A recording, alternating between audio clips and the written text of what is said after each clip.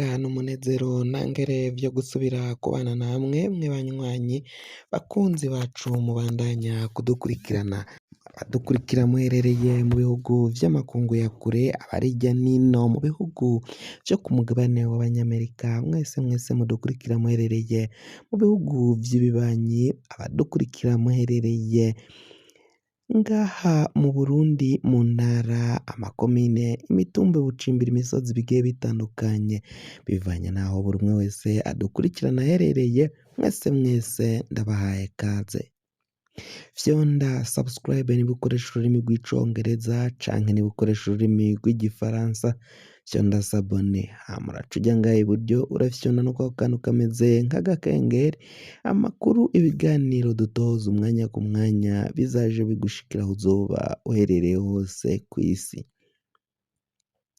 Amakuru y'umugoroba amakuru agezwe kare karavugwa ngaha mu gihugu cacu Burundi amakuru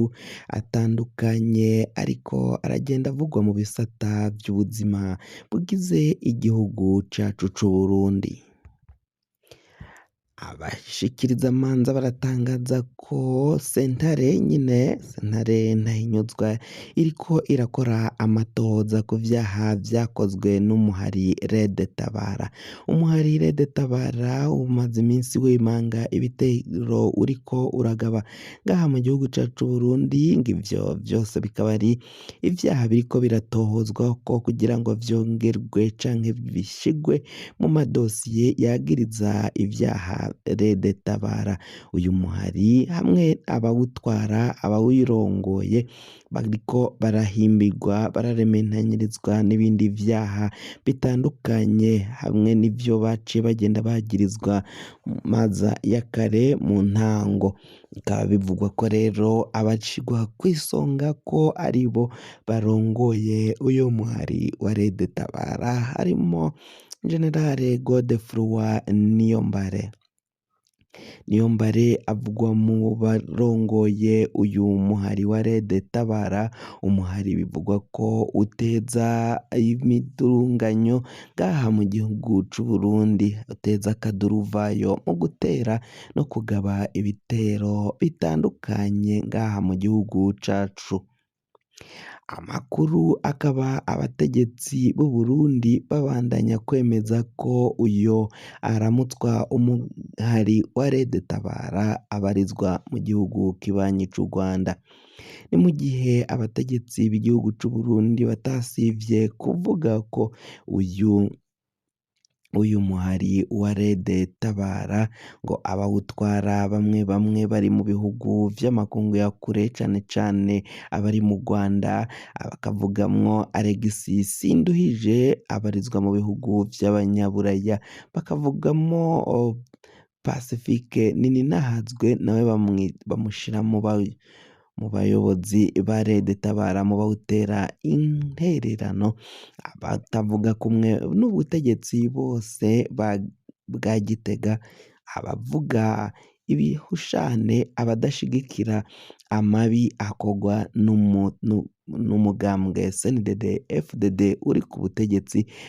bose baca bavuga ko bakorana n'izi nyeshamba n'uyu muhari witwaje ibigwanisho wa Rede Tabara. Baragiye bavuga ko Alexis Sinduhije ari umwe mu bakomakomeye cane mu baterera uyo muhari mu bawuha intererano. Uyo muhari ubarizwa mu mashamba y'igihugu ca Repubulika iharanira intwaro rusange ya Kongo cane mu misozi miremire yo muri Kivu y'ubumanuko muri Haut Plateau. Ivyo ni vyaciye bigenda bivugwa n'abategetsi rero ko ngo uyu muhari ubandanya gufashwa n'abo bavuka ngaha mu gihugu c'u Burundi ariko baciye bahunga igihugu. Kw'isonga nk'uko twababwiye General Major Godefroid Niyombare akaba ari umwe mu bashigwa mu majwi mu vyo vyatumye ubutegetsi bw'u Rwanda n'ubutegetsi bwa Gitega butabandanya bukomeza umubano ngo ubandanye ukomeza. Baciye bagiriza u Rwanda ko arirwo rucumbikiye uyu General Major Godefroid Niyombare. abategetsi b'igihugu c'Uburundi bakaba barasavye bagenzi babo bo mu gihugu kibanyi c'u Rwanda kurungika gufata uyu Godefroid Niyombare bakamurungika ngaha mu gihugu c'Uburundi, intahe ikamukubita mu gahanga, ariko ico gihugu kibanyi c'u Rwanda caraciye kivuga ko batohava barungika impunzi yahunze impunzi ya politike ngo bace bayirungika ngaha mu gihugu c'Uburundi, ivyo kandi ngo biraboneka ko abo bategetsi baciye banka kurungika uyo Godefroid Niyombare ngo vyaboneka ko babandanya bafatanya, ariko biboneka ko ari ububeshi kuko abategetsi b'igihugu c'Uburundi babandanya kuvuga ko izo nyeshamba za Rede Tabara ziva mu gihugu c'u Rwanda, ukaraba aho u Rwanda ruhana urubibe n'Uburundi nta hantu bihuriye n'aho izo nyeshamba za Rede Tabara zitera zituruka. Kuri ubu ngubu abategetsi batandukanye ngaha mu gihugu c'Uburundi bakaba bavuga ko ivyakozwe n'abategetsi bo muri guverinoma, muri leta nkozi, leta mvyeyi ngo vyakozwe gihutihuti, batagomba gufata ingingo yo kugara imipaka, ngo nuko Godefroid Niyombare abarizwa ngaho muri ico gihugu, ubu nabo barabizi ko impunzi mu mategeko mpuzamakungu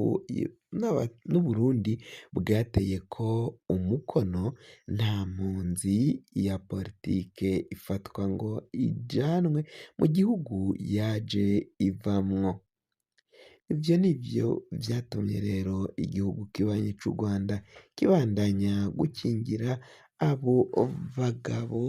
bavugwa ko aribo barongoye Rede Tabara, ariko ngo navyo ni ukubeshya. Patrick Nahimana avugira uyu mugambwe, uyu muhari wa Rede Tabara, avuga ko ivyaciye bitangazwa n'abategetsi batandukanye ari ububeshi bukomakomeye cane, ni ububeshi bahenze abarundi no guhenda amakungu. Naho Pacifique Nininahazwe we akaba yaciye avuga ko igihugu c'Uburundi cicariye ibombe izogiturikana, iyo bombe atayindi ni ubutegetsi bwa Varisito Ndayishimiye, ubutegetsi bwa CNDD FDD, ngo biboneka ko ubu butegetsi umwanya n'umwanya bushobora guhirima, bushobora guturika hakavamwo ikintu kitari ciza, baragiye basasira indava kuva mu myaka yaheze gushika amangaya, ngo biboneka ko rero mu gihe hatakabaye hajaho umwumvikano ngo barabe ico bokora, ico gisase canke iyo bombe yicariwe n'abarundi gishobora kuzoturika igahitana benshi, kandi ngo ivyo vyatanguye umwaka w'2015 niho vyaciye bitangura. Ivyo rero ngo biraboneka ko umwaka n'umwaka, igihe n'igihe ngo bishobora guturika, iyo bombe igasambuka, hama abenegihugu batandukanye bakaba bohasiga ubuzima ngaha, nk'uko biriko biragenda bitangazwa na Pacifique Nininahazwe, akaba we atabona ko ivyo ngo bahora bavuga, ivyo bahora basemerera babwira abarundi n'abene Burundi, ivy'iyi ntwaro ya CNDD FDD, intwaro ishobora kuzobashikana ahantu habi cane. Kugira ngo amakuru mwene nkaya aza gushikira, wafyonda subscribe niba ukoresha ururimi rw'icongereza, canke niba ukoresha ururimi rw'igifaransa ugafyonda sabone, hama uraca irya ngaha iburyo ugafyonda no kwa kantu kameze nk'agakengeri, amakuru, ibiganiro dutoza umwanya ku mwanya bikazoja bigushikira